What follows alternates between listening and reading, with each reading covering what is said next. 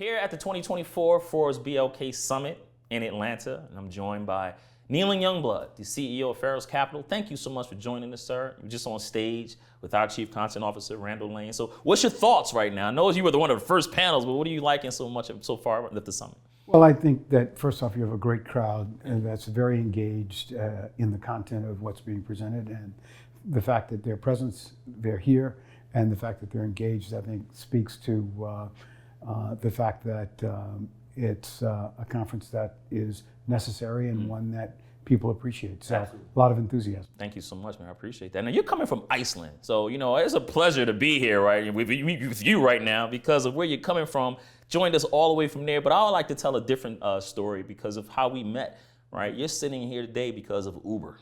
Right? I mean, when we were both in Washington, D.C., my phone is blowing up. They're like, hey, you got to get down here and meet Kneeland Youngblood. And I get there, you're leaving. They say, oh, he left. I'm like, damn. And then I'm in the car looking like, oh, man.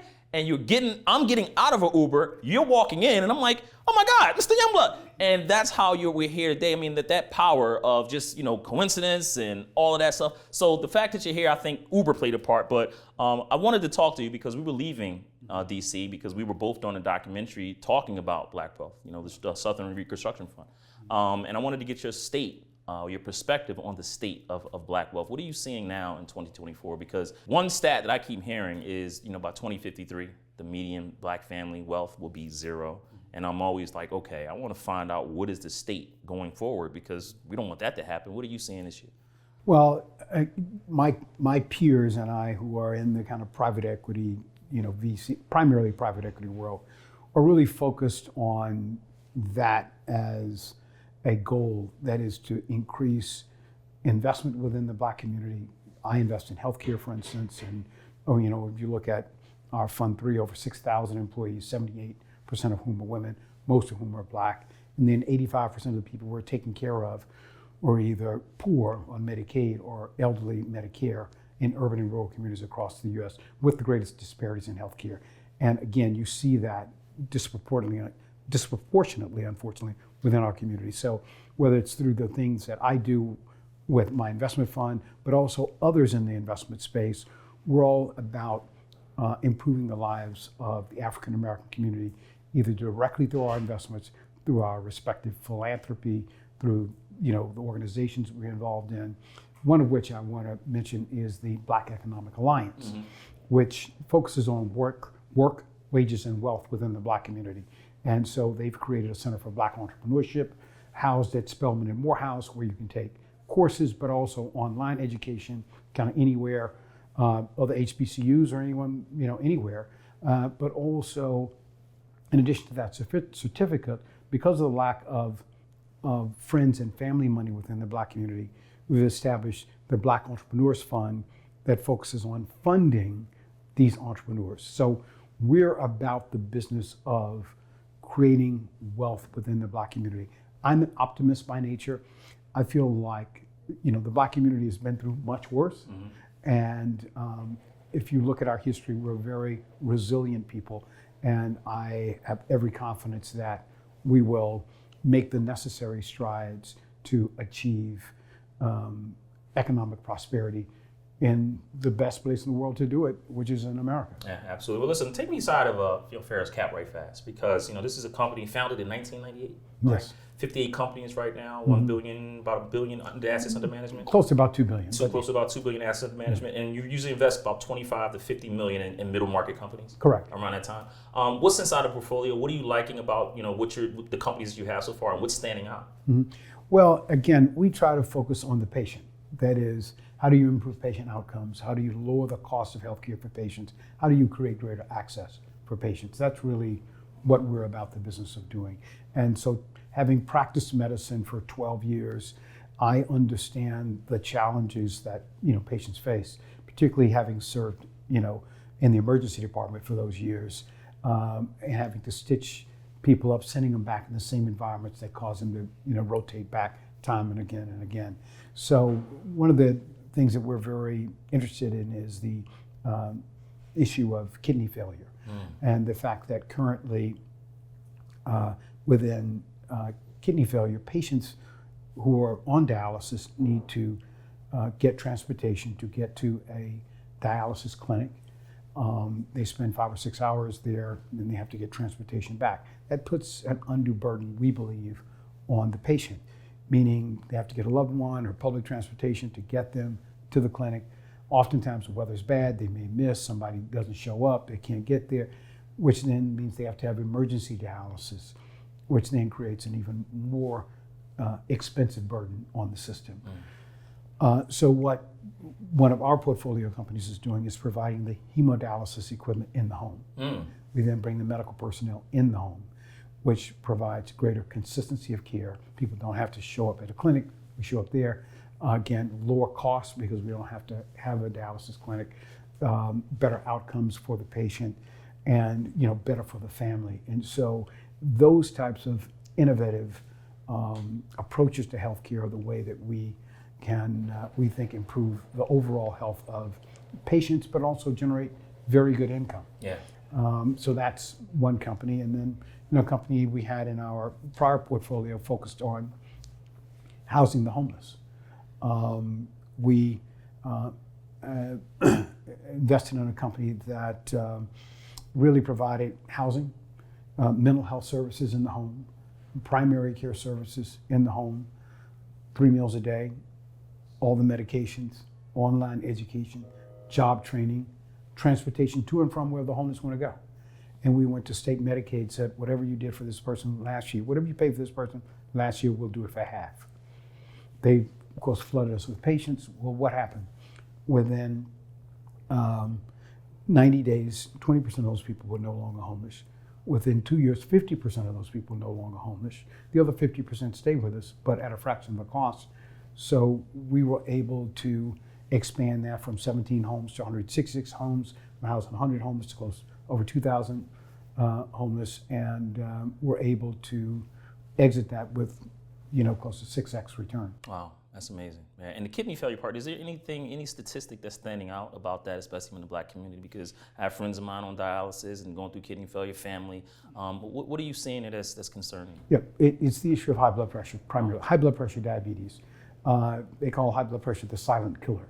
And, part of this is genetic, part of it's diet, it's multifactorial, but we have to do a better job of educating our community. We have to do a better job of not only educating our community, but addressing the whys and the hows of high blood pressure such that you can prevent it. And in fact, one of the other portfolio companies we have is an artificial intelligence company that focuses on predictive analytics around who will get kidney failure and therefore be able to intervene earlier to try to prevent that. Yeah. And, and barring that, put them on a transplant list so that they can, it's better to have a kidney transplant because you have, it's, $25,000 one-time cost that lasts for about 10 or 12 years versus dialysis, which is, kind of $100,000 to $150,000 a year. And quite a burden on patients. Yeah. Flashback into your background right quick. You grew up in Houston, right? Then you went to Princeton. Right. Outside of Houston, small city called Galena Park. Okay. Looking back, it was an extraordinary environment to grow up in, all Black environment. Middle class, I guess, for the Black community. One high school, the Black community was an all-white, community, had their school as well, and it was a neighborhood where parents could come together and serve the best interests of kids. And so, any neighbor could discipline me. I got whipped all up and down the street by, my neighbors, and there was a degree of trust and a common purpose in terms of what they were all about, and that was, the betterment of kids and the community. And so it was I didn't know of a household that had a single parent. Wow. Everyone was married. I didn't even know about that phenomenon growing up. Did that change? Did that help you? You think moving forward, no question about it. Having not only wonderful parents in my case who gave us the most important thing was love and also the belief that we could do and be anything, but also all my friends, their parents. There wasn't anyone who was a single parent. And so having that influence of fathers, not only mothers, but fathers as well, I think played an extraordinary role in terms of my success. And, look, I always say what drives me still is not wanting to disappoint my parents. And certainly, I have my own kids, and that also is a driver as well. But trust me, every day I think of my parents, even though they've been long past, that I don't want to disappoint them. Yeah. What did you learn from? What's the biggest thing you learned from your parents? Many things. One, as I mentioned, sharing and demonstrating love, not just with words, but with action, with sacrifice, with the personal sacrifice. I would also say that understanding that they taught me never let money get in the way of your success. That you can do anything you want to be. Don't worry about the money. We'll figure it out. And so they were able to have 7 kids, go to college, all graduate, even though they were not of significant means, but they were able to figure a way out for us all to make it happen. And so their point was, look, focus on your education, do your very best. You do well, we'll come up with the money some kind of way, shape, or form. Yeah. When you arrive on Princeton's campus, right, is that a culture shock for you? Oh, without a doubt. It was an amazing environment to kind of witness, one that I had never experienced before. And so what I did was take a step back and understood kind of who I was, what are my strengths, what are my weaknesses. And I spent the first 2 weeks just interviewing upperclassmen. Wow. What courses would you take? What wouldn't you take? What mistakes did you make? What would you do all over again, et cetera? And so I developed a 4-year plan of how to attack the university, because I recognized, coming from where I was coming from, I wasn't the best prepared student. And I was a product of affirmative action. I was given this opportunity. I wanted to take the most of it. Well, so did imposter syndrome creep in at all? I don't know about an imposter syndrome, because Okay. I'm pretty confident. Okay. I'm pretty confident. I'm pretty confident. But I also, I know if I was given a chance, people wouldn't have let me in there if they didn't think I'd make it, and I wasn't going to let anybody down. Yeah. So I had a tremendous amount of, not so much imposter syndrome. I didn't want to let my parents down. I didn't want to let my community down. And so I was prepared to put in the work to get it done. And that's why success isn't necessarily a function of how smart you are. It's sometimes a function of awareness. Sometimes it's a function of understanding where the pitfalls are. I mean, I talked to one of the seniors, and I said, well, did you have fun? And he said, that's not what this is about. This is about the impact this university has on me in 10 years, and 20 years, and 30 years. That's the frame of reference you should be approaching this. And I was like, well, that kind of reoriented me. The other thing he said was, look, most people screw up their first 2 years. Don't do that. You got girls, you got alcohol, you're away from home, etc. So I was able to develop a 4-year plan within those 2 weeks. And, I worked really, really hard my first 2 years.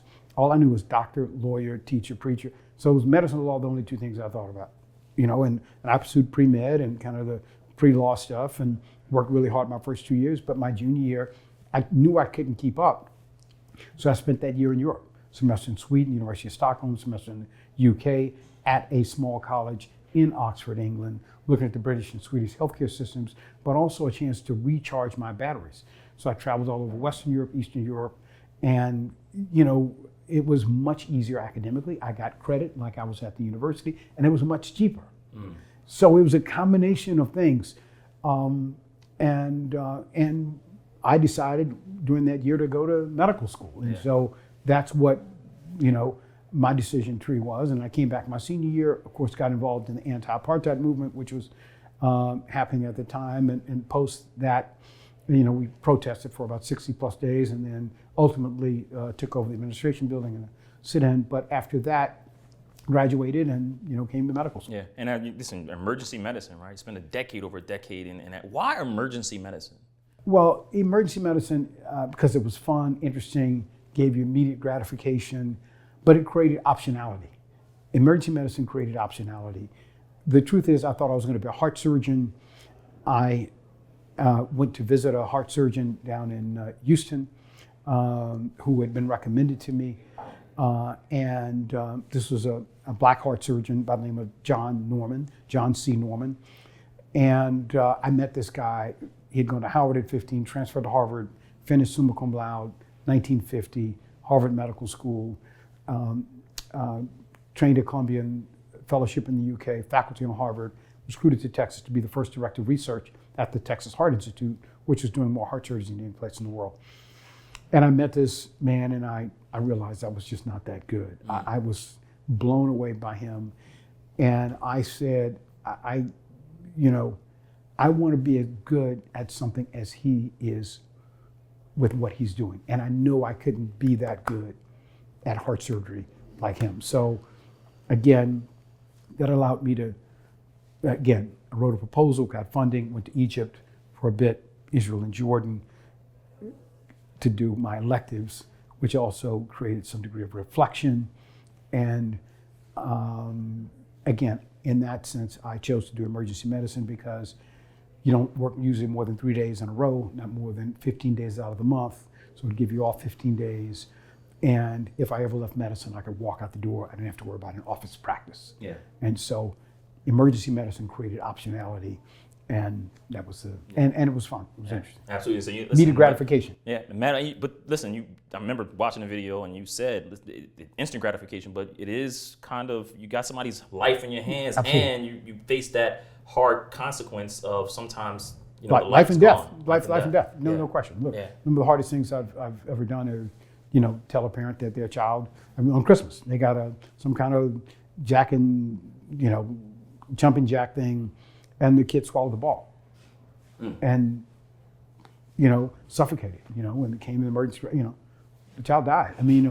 Telling a parent their 3-year-old is never going to live at Christmas because of a gift that they got. You can't, so very, very tough. But again, it is life. Yeah. It is life, and there are also very rewarding things. The only thing I kind of keep from when I practiced medicine was one of the last patients I took care of was a police officer, a motorcycle police officer who was hit by a truck on the side of the road. He came in the ER. They couldn't intubate him or put a tube in his throat to breathe for him when he was out in the field because it was just too calamitous. So they brought him in the ER. I was able to, in fact, intubate him, put the tube in, resuscitate him, get him stabilized to get him to the operating room. And, I left. And, a week or so later, I get a card from a woman with a picture and said, Dr. Youngblood, the reason why my husband is alive today is because of your saving his life. And when I got to the hospital, they said you had already left. I just want to thank you. He's a deacon in our church, father of my, our 3 kids. I appreciate what you've done for us. Absolutely. Listen, fast forward, right? In the medical field, obviously starting your own, private equity firm in 1998, and then fast forward to 2022, right? You get a call from Biden administration, and they want you to join the intelligence board, right? Did you tell them no at first? Did they have to convince you? No, look, the President's Intelligence Advisory Board is a very significant appointment and one that I was humbled to be a part of. And so it allows you to give back to the country in a way that makes sense. And so I was very pleased to be able to contribute and be a part of it. What are they seeking from intelligent advisory members? I would refer back to the original mission, which was developed under President Eisenhower, who was concerned that the Pearl Harbor occurred. There didn't seem to be enough outside advice given to the executive office from people in the private sector. Mm-hmm. And so that was the kind of thesis. Look, I'd like a separate agency to be able to, or a separate entity to be able to give me unfiltered advice with regard to issues. Yeah. As we close around here, man, and thank you so much, Doctor, for joining us at the BLK Summit. Really appreciate your presence and your insight. Wanted to, flash back some, quick stuff update. I know you're in a legacy fight. 900 million at stake, oil. Is there any update there? Well, look, it's going to be, what he's remarking on is the fact that my great-great-grandparents were slaves, and post-slavery were able to acquire land in Texas. That land in Texas, fast forward, was in an area called the Eagle Ford Shell area of Texas, which is where oil and gas is. And so we've been in litigation around the ownership of that land with, oil companies, other families, et cetera. What I would say is we've been in litigation for 12 years. It'll be multiple other years probably before it's all settled, but we're confident we'll be able to get it resolved in a way that's that our great-great-grandparents would be proud of, and where financially it makes sense. Yeah. And this is a generation thing too, because if that is settled, it continues to go. Listen, there's no doubt about it that you're rich, right? I mean, that's no doubt about it. I'll ask you, how did you make your first million? How did you spend it? Anything you would do different? No, I think that money is just a tool. It really is. My life hasn't changed much. I mean, obviously I have nicer cars, nicer home, but what I would say about money is it really is just a tool. Make sure that in life you have the fundamental things that are important, that you love yourself, you treat others like you'd want to be treated, that you have integrity in your words and in your deeds, that you carry yourself in a way that is respectful, and also where you respect other people, that you do your very best, and where you can kind of look back on your life as as you're departing this life and say, I've been the best version of myself. And so that's kind of how I've always carried myself. And the money just happens. I mean, meaning it is hard work, it is all of those things, but, and it's good. Peace of mind, not having to worry about money is good. Yes. But it doesn't make you happy. Right. I'm saying money is not going to make you happy. Money is not going to give you love. Money is not going to necessarily even protect your health. I mean, money is not going to make your child great academically or a great athlete. Whatever that, I'm just saying those things you have to work on. You have to work to do. Money can help in some instances, but there are plenty enough people with money who have miserable lives, who have miserable situations, who I know.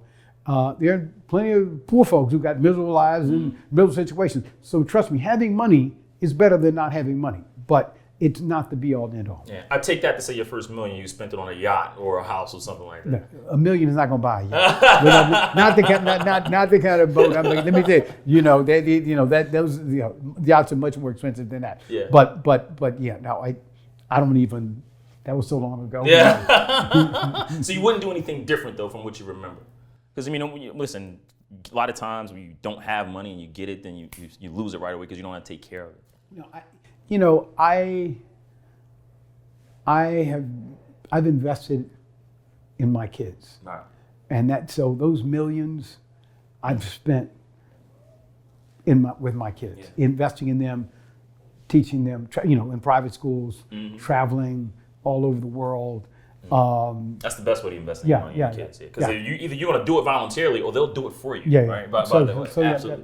That's why I invested my money. State of healthcare, right? We kind of talked about it in the beginning there a little bit, but I wanted to get your take. Generative AI. I mean, you said this can help people, prevent kidney failure, right? And one of the things you hit on earlier, you see any other benefits or what concerns you? Scare me a little bit about what generative AI could be for the healthcare industry that's not good.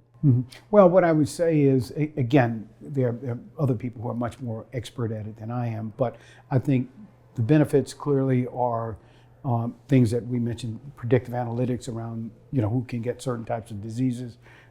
It's also the case that it will be helpful with regard to drug discovery in terms of creating efficiency and lowering the costs for that. Having said that, you also want to make sure that these large language models have the right data set. I mean, it has to be a comprehensive data set that includes us. So, because if it excludes us, then you're going to, bad information in, you're going to get bad information out. And so I think one of the most important things is to make sure that, culturally, that we're included and included in a way that makes sense. Yeah, 2 more things. I'll let you get out of here because you're a CEO. You're tired. I know, doctor, you just came from Iceland. So you want to get back on a plane and go to hell home. I get it. What's the best advice that you've ever received on an investment? Best investment advice? The best investment advice. The best investment advice I've received is, to really let your winners run. That is, you have a good company, invest more, do more, and then cut losers off as soon as you can. Just, cut the losers off as soon as you can. That may mean firing the CEO, that may mean, putting the company up for sale and losing, whatever that is.